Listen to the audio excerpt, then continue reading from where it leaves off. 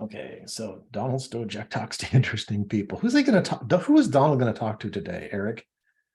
Who am I going to talk to today? Who is Erik?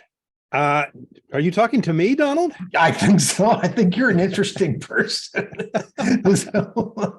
I resemble that remark. I think there's a bunch of interesting people here.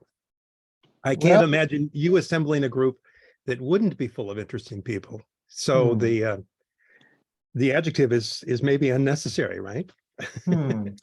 Well, it's kind of interesting from when I played in the symphony, my position in the clarinet row there, people like you always mystified me because I couldn't see you, but I could always hear you. So what's it like being back in the back row in the symphony? Well, let me first clarify for people who are like wondering, what the heck are you talking about? I'm a musician and I'm a percussionist, and we occupy the very, very rear of most musical ensembles, most classical musical ensembles, at least. For any number of reasons, largely because our instruments take up a lot of space and most of us stand when we play, so we can see over everybody else. And if you were in the clarinets, Donald, you were how shall we say it, insulated from us by the horn section, who horn sections and percussion sections have, how shall we say it, a certain animosity, respect, whatever those terms are, right? And I'm not playing professionally anymore, so I don't have to deal with those battles. But they literally, in some orchestras that many of you would be familiar with, have created battles that are actually quite unpleasant, actually, over the years. But that's irrelevant too. Actually, it is relevant. So you played it very, very well. So today we're going to talk about developing deep rapport. And so what did I just do? You connected you connected my story about the horns and the percussion section with rapport. And as I was telling the story, I wasn't even thinking about that. And now I am. and so Erik, would you say that Donald Stojack and Erik Forrester have deep rapport? I would say so. Yeah. And you can probably remember early conversations with me, right? And right away you felt that at a deep level. Yes, absolutely. Yeah, you're absolutely right. So that's what we're going to unpack today, my friends. Would that help anybody out with this? Okay, I want to use our time wisely, and I want to get right to what really, really works. And this applies whether you're a service-based business, a brick and mortar business, consulting, coaching, and this comes across the board. I don't want to say most, I'm going to say just about everybody I touch down in business misses this part. When I go in and train enterprise sales teams, this is usually the low-hanging fruit, because they've been trained on every other aspect of selling, on pitching, on overcoming objections, on positioning their offer, right? And they're still not getting the deep results that they want to get. So when you have a call with somebody, when you touch down with somebody, you want to make sure every call is a money call, right, Andrew? We've heard that before. Yep. Every call's got to be a money call. So how do you do that? Okay. You have to connect. And you need to do it in a deep way so that even if they don't become a client, think about this for a minute. If every conversation you have, even if they don't become a client, they will refer people to you. Even if they're not a fit for what you've got, they will open other doors of opportunity for you. That makes sense to, does that help? Would that help anybody here? If that could happen, right? Right, Elaine, right? That would help you a lot, right? So you see, it's just like, take whatever you're selling and put it on the shelf, because you can't sell anything until you have a bridge built, right? How many people are driving their cars over the bridge and the drawbridge is up and they can't figure out, I'm not getting to the other side? Well, because you got the drawbridge up. You don't have that deep rapport. So we're not talking about rapport. We're talking about deep rapport and how to get there. Okay. Erik, your thoughts on that? Yeah, it's so interesting, Donald, when you sent this out yesterday. It was like you were over my shoulder because I was working on some material with the elements that I use, literally. And we weren't on Zoom. I just looked up for the camera and it wasn't there. So no, I use in my coaching work, and I've let me just say really briefly, I'm in career number 3. My first 2 were in the worlds of music. And now I'm coaching people on embracing, managing, and mastering change. And for the longest time, I've thought that that was different than what I did in music. And I'm becoming daily reminded that it's actually absolutely the same with some different things. But anyway, to the point of rapport, I developed early on what I call a dynamic conversation. And essentially, it's 3 elements that I use in virtually in most conversations, but certainly in conversations with clients or with potential clients.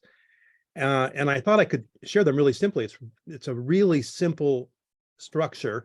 And quite honestly, it's probably one that most of us here have used in whatever way makes sense. And possibly we've used it without knowing.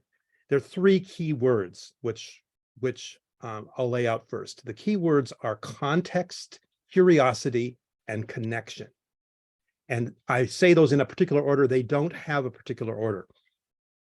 As a musician, you might not be surprised to know that I really enjoy organizing things and understanding relationships. So one of the things I found early on in my work that I don't know if you're going to be able to see it. Are you going to see the Yep. The 3 circles?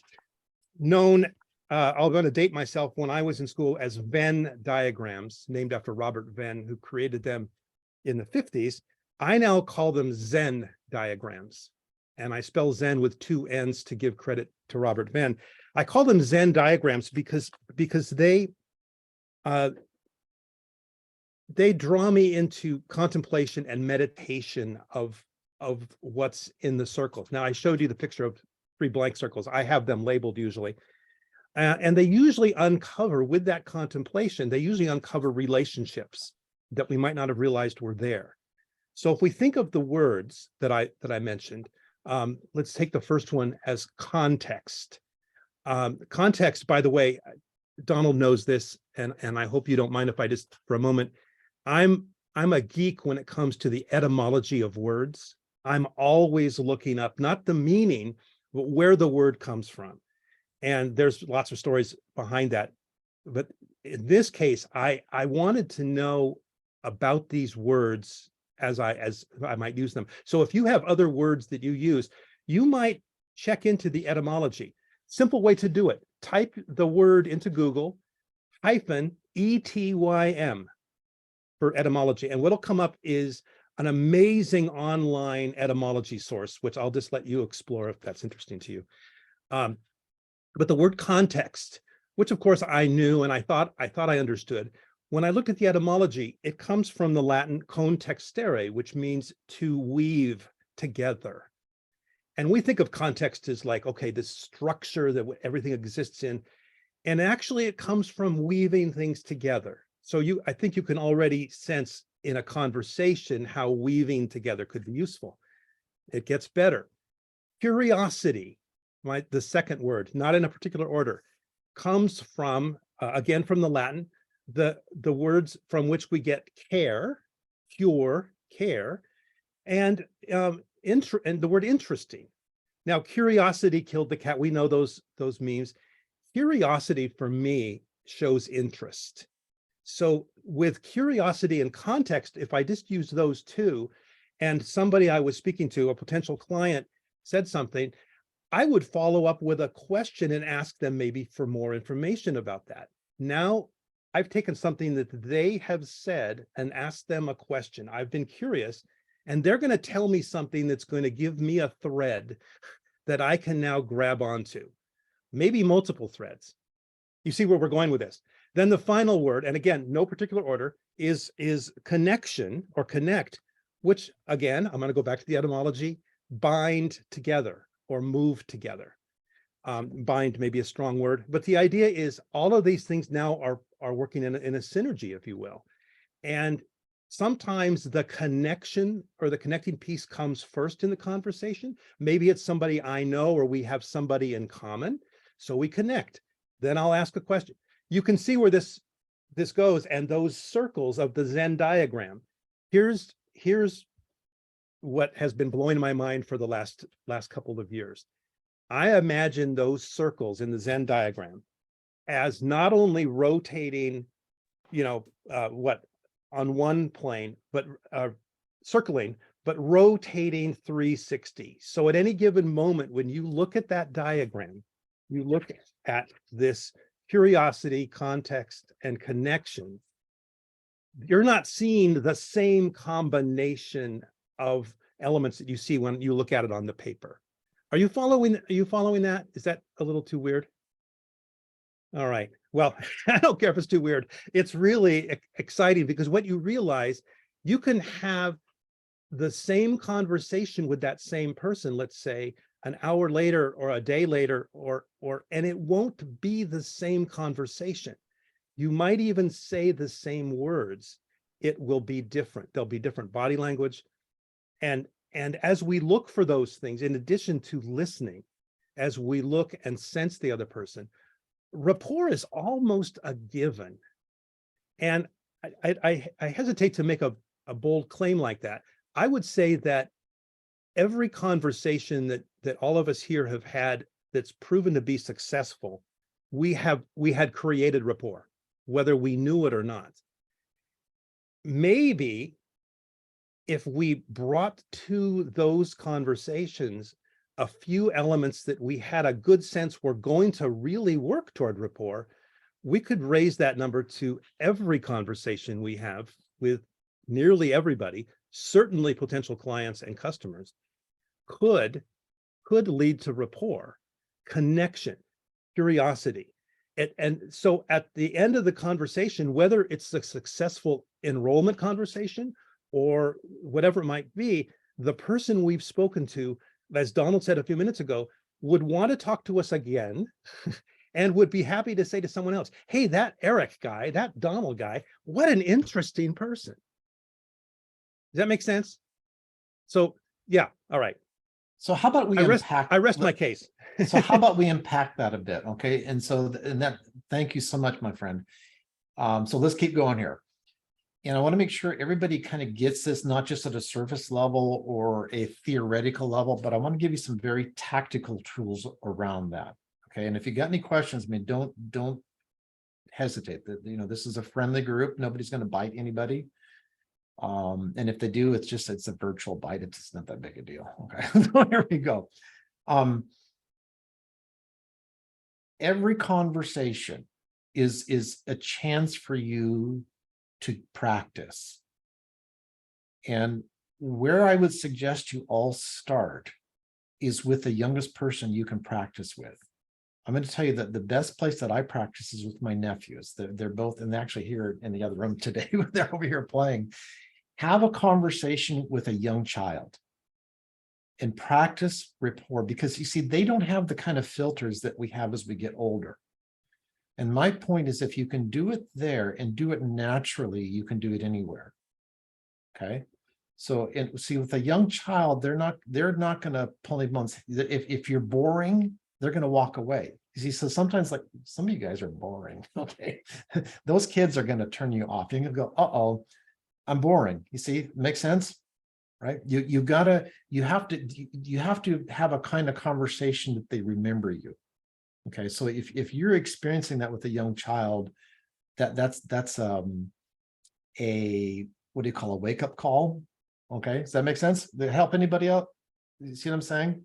So every conversation, and then the other thing is, complete total strangers that you run into is the next place to practice this.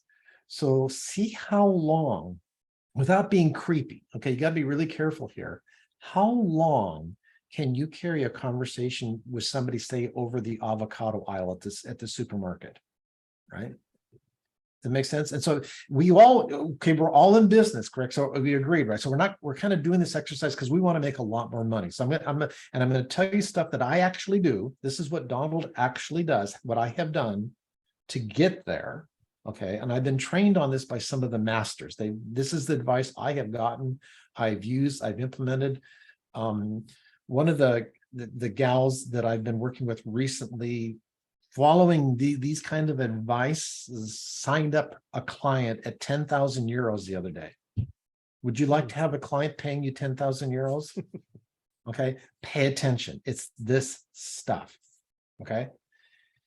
So every conversation is a chance to practice, not just when you have a discovery call or a lead calls you or anything like that. Okay, every engagement is a possibility. You know, Andrew's crews, they go out and they're cutting trees in people's yards, right? And you know, any passerby that passes by and is just kind of lollygagging and looking at their cool equipment is a possibility, right? Everybody that comes in your peripheral. So be attentive to human beings. Okay, makes sense? So some of the things that you're working on, as Erik said, you know, the context. What is the context? So you notice as I began, you know, what is the context? Here's two gray-haired guys, Erik and Donald. What is the context? Well, we've both played in the symphony, right? Context, right? There's something there, right? If we're both in a supermarket, we're both looking at avocados, right? What's the context? What you know? If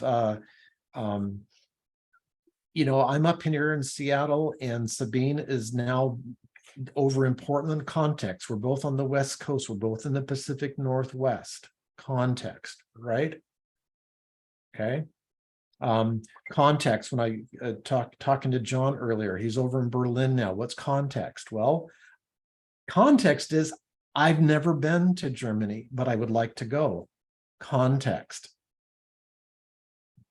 Is that making sense for anybody? See what we're doing? Right? Context, okay? Curiosity, right? What are you doing in Berlin?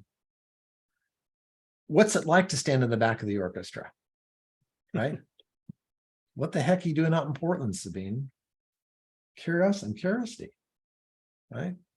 And then and then what happens there is where we often make a mistake is we keep talking. So the best way to develop rapport is to zip it. And this is difficult. You ready? You ready? Truly listen. And don't listen so that you can respond to them. Listen so you can understand. I'm going to slow that down in case that didn't quite resonate with you. Don't listen so that you can say something. Listen so that you can truly understand. Does that make sense? And be natural about it. So here's the other point, okay? And as you practice with people, and as you practice with little kids and listening to understand, you want to kind of where I think understanding really has the power is when you can step into their world. I've never been to Berlin, but as John is saying that, I'm imagining myself looking at the Berlin Wall. I mentally put myself there. As Sabine said she was in Portland, I visually put myself into my image of Portland. As I first met Erik, when I found out he had been in the symphony and did percussion, I mentally put myself, even though now I have played in the symphony, so I could say, well, I could just put myself in the chair, the row of clarinets. Makes sense? But I didn't. When I met Erik, and understood that he was the percussionist in the symphony, I literally, in my mind, I put myself in the back row of the symphony where I had never been with him. Isn't that, see what I'm doing? Right? I'm actually putting myself there. My mentor, Chet Holmes, he would, going in and selling Fortune 10 level people, right? And you walk into these really fancy offices, right? He would always get who was ever behind the desk to come out in front of the desk with him. He'd always be on the same side of the desk with them, no matter what. He'd find some reason or some excuse, right? If he had a little flip chart, he wasn't going to turn it and present it face to face with them. He wanted to bring them around and put them on the same side. So in your conversation, whether it's on Zoom or in person, you want to mentally put yourself on the same side of the desk. You want to put you mentally put yourself in the same row, in the same place. Even if you don't know it, imagine it. And then look at it from that perspective. Does that make sense, everybody? Any questions? Is that like a new revelation for anybody, or is that like set up an insight? Or I'm curious to hear what you think about that, what I just said. Well, I wonder, what was somebody not gonna be really made uncomfortable by that? I mean, I've seen a couple of movies or TV shows lately where people have made a big deal about the other person sitting in their chair. I mean, that's one way to get on sort of their side, but then I guess you're asking them to be on the normal visitor side. That seems like a big hurdle to get somebody to come out from behind their maybe big. Well, so desk. Elaine, so don't overthink and don't worry about it, okay? Because you're not walking into anybody's office. That makes sense. So don't. But what I'm talking about is a mental exercise. Does that make sense? So you're not going to creep them out by doing this mentally. They don't know that you're doing it. Does that make sense? So it's not a creepy thing. Now, the other thing, Elaine, too, is to be natural with this. Okay. And the way you can be natural with this is do it all the time. Right. So and you want a marriage secret? Anybody want a relationship secret? Some of you guys are relationship coaches. Try this with your significant other. Put yourself in their place.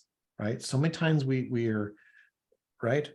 It's like, put yourself in their place. That is the hardest example.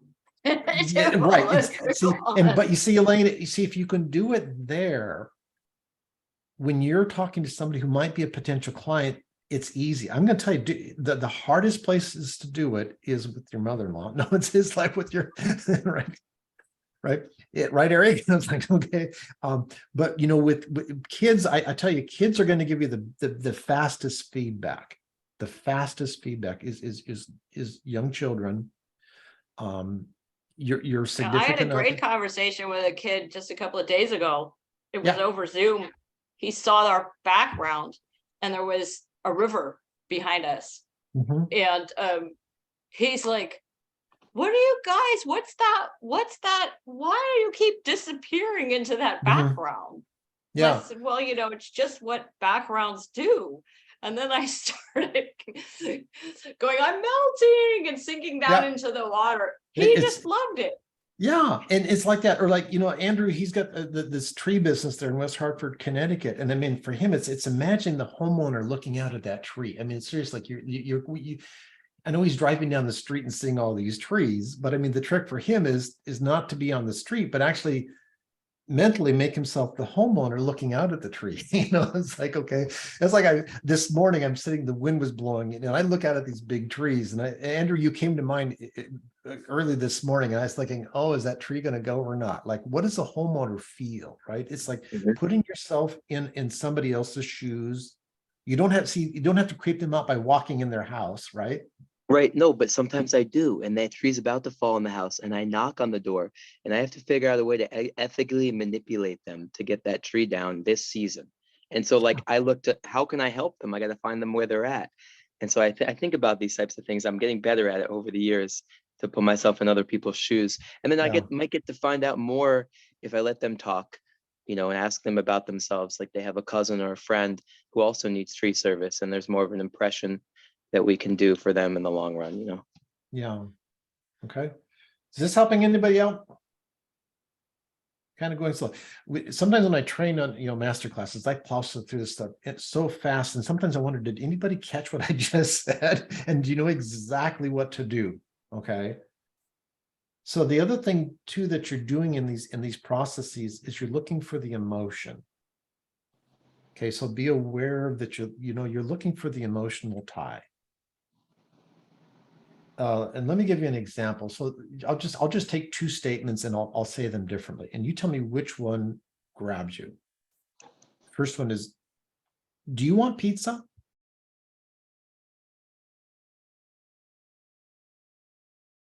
Starving for some delicious pizza?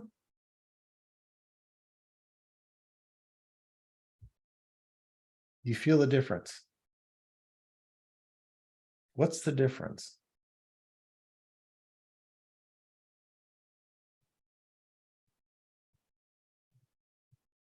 I couldn't really make out your words on the second one.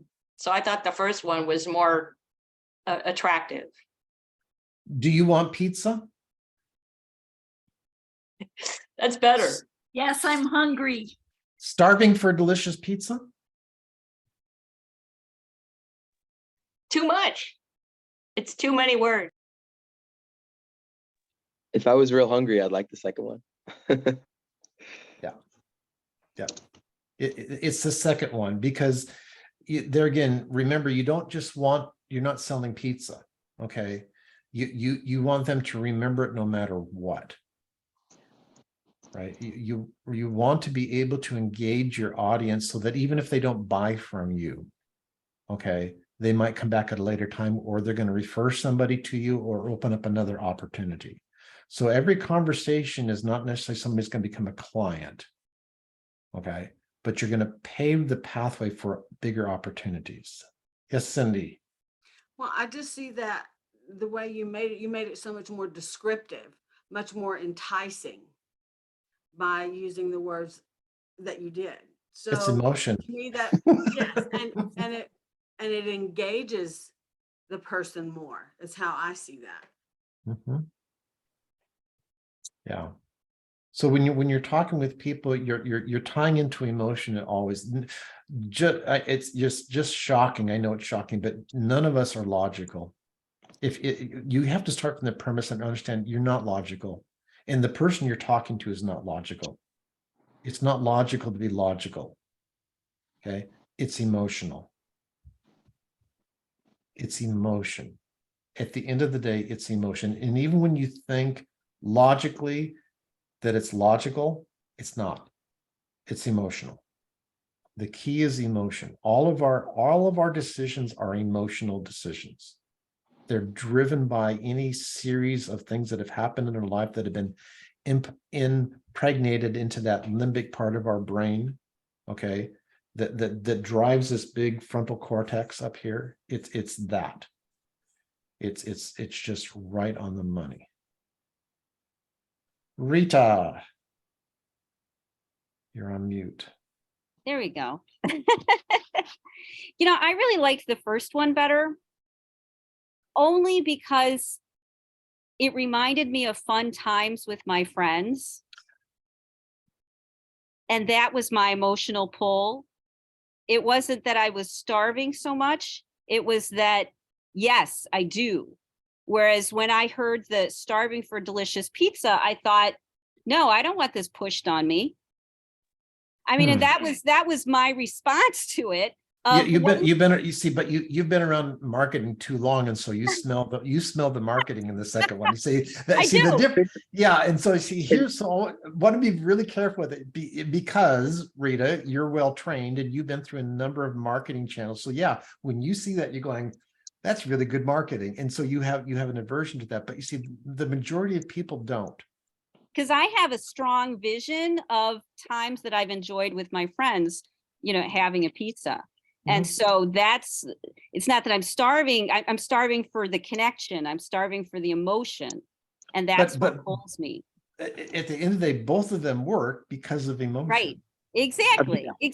That some will attract some people and the others will attract other people. But now we have to be careful because I got to tell you, 99 and 9/10% will be attracted to the second one. So we have to be careful because all of us here in this call have been exposed to marketing and marketing theory and knowledge at some point. And so when we're designing things, it says, "Oh, that looks too salesy or marketing." Yes, it does. Okay, absolutely. So this is where, Rita, you have to kind of step back, and you have to put yourself in the other person's shoes and understanding it. They're actually going to respond better to saying starving for delicious pizza. How Also- does that fit with the starving, hungry metaphors that we've used in past calls? It doesn't. It's totally, it's a whole different subject that not But I even didn't know if the There's, starving would there's trigger no, that. there's Okay. absolutely no connection to that. Yeah. Okay. Camilla. Well, I would just say that that is possibly this particular example that you used. I see where you're going with that, but I also get what Rita says. And wouldn't that be a question of context? Could be. Yeah. Yeah. For your Bingo. audience, you could say starving for delicious gluten-free artisan pizza. If somebody's into health food type of stuff. There we go. Yeah. And every slice, we donate $1 to your favorite animal shelter. Did you see the difference? Alan, you look like. Yeah, Donald, thank you so much. This kind of may drive the point home that I believe you're making here. I have a very dear friend who's a copywriter. He's brilliant. And as a coach, I've suffered, and maybe some of the other coaches could relate to this, of using jargon that I always thought was accurate and wise, but wasn't reaching people emotionally. So he has pounded in me to the point where instead of just saying, "I will help you get more motivated, manage your time," he'll put a question, does networking cause you to feel like your knees are shaking with a shaky hand of a dentist or something like that? He paints a picture and a story. And I think that's what you're trying to say here, that the story reflects emotion, it's real, and it'll impact, whereas the jargon, the psychological jargon, just goes over our head. Even though we think it's wise, it's not hitting the client. Yeah. Bingo. I don't know if that helps. I think so. Help me. So, good. Okay. Any questions, comments? I don't want to, I could just download a ton of information, but I want this to kind of sink in. Yes. Digi Go for speaking. it. Hey, Digi. Yeah, hi. Thank you, Donald. Driving, but I can talk. Okay, like Rita, my sense is the second option seems very clinical. I don't know. Maybe I'm not getting it yet. So Digi, have some conversations with them kids. It takes practice. And so part of this thing is this has got to be natural. So the other thing about going into deep rapport, if it, in any way it feels canned or it doesn't feel natural, it's not going to work. So I could give you the words, but it's not the words. It's your feeling behind the words you're saying. You could really say blah, blah, blah, blah, blah, and get it across. One of the gentlemen that I know served in the Iraq war over there when we went over there and dropped a bunch of bombs over there in the desert. And he was making a comment about, standing guard in the desert. And the guy in the guard shack next to him didn't speak a stitch of English, and he obviously didn't speak any Iraqi, right? But how they were able to communicate beyond the words. Makes sense. And so your communication is not just the words, there's a feeling inside. And if you've got that feeling, if you hold that feeling in that space, that's the most important thing. So at the end of the day, be yourself. Okay, but now that doesn't mean be the self that you've been to this point. That means practice with some kids, right? And get some feedback, right? But practice that being yourself. Practice the context, the curiosity, the connection part of it. Erik. Yeah, I was just, this is terrific, Donald. Thank you so much. I was going to just jump in where Alan was, because I've been there with the jargon pieces. And one of the things that I found, and Donald, you've been saying this, I think we've all been saying this in different ways, so I'm just going to add mine, is I do my best to use the words that my client or the person I'm talking to is using. They might use words that I don't know what the context is. So I ask them, I say, hey, say more about what you mean about that. And so that kind of invites me or forces me maybe away from the jargon that I might normally fall into. And consequently, over time, I've developed a vocabulary of not just big and fancy words, but feelings and ways people express themselves beyond what I normally might feel. And that's helped me tremendously. I think we all do it, maybe unintentionally and unknowingly. As we call our attention to that, I think we will grow tremendously as coaches or as communicators in whatever endeavor that we're involved in. Cool. Thank you, Eric. Okay. You guys got your homework down? You know what you need to do? Anybody have any questions about how to move forward with this stuff? Some of you already do this fairly well. We can always do better. I'm going to tell you, as good as I do this, I still work on this. I still pay for coaching to get better at it. I still practice with my nephews. Okay. I still am very conscious in conversations on this. It's nothing that I ever take for granted. Ever. My life depends on it. And at the end of the day, think about that. When you're connected with people at a deeper level, isn't that nicer? Isn't that a happier life? I mean, it's like we do this stuff in business, but I mean, the serendipities of this are crazy, right? And it's like sometimes when I was younger, there was a thing, keep your personal and your business life separate. I remember in my 30s, just agonizing this because I had everything it felt like was so intertwined. And somebody says, oh, that's not good, and I just worked so hard to separate everything out. And so in my 40s, I had everything separated in these silos, my personal world and my business world. It was horrible. It was horrible. And then I went into my 50s, I go, oh, I was doing okay in my 30s and my 40s were horrible. What was the difference? And I started mingling it again.